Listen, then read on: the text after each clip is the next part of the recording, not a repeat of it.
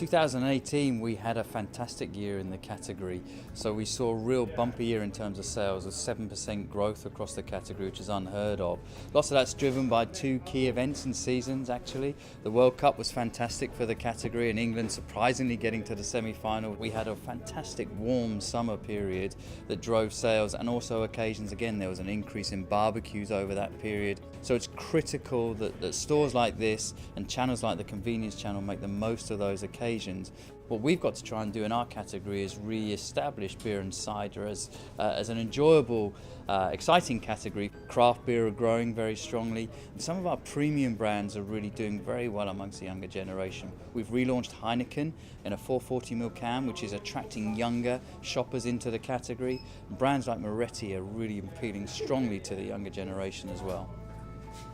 One of the things that we have to focus on as shopkeepers and in our industry is how we communicate with a changing consumer and shopper profile. So the relevance of digital media today is far stronger than it has been in the past. Starting to communicate a little bit on Twitter with the local community around here is really important. Just simple messaging to remind consumers today who are consuming a lot of digital media to come into store and really engage with the category.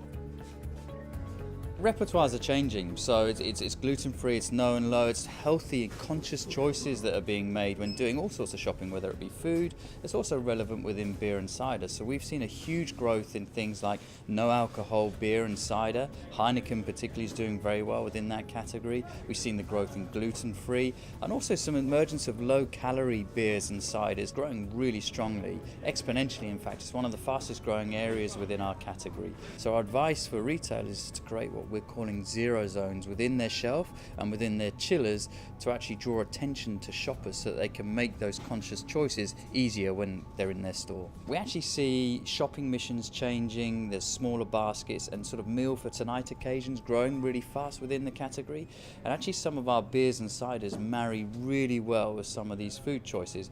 There's the obvious things like having a beer Moretti with a pizza, a Cobra with a curry for example. I think the challenge today is to make sure that even within these smaller formats that the ranging is right and the right space is given to the right categories.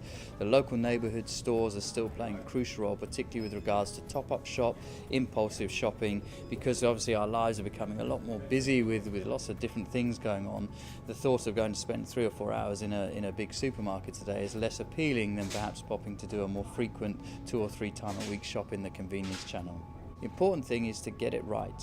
Listen to the advice that's being given to you, adopt it, provide your own thinking, work in the local communities, and I think then, yeah, businesses will flourish in this environment.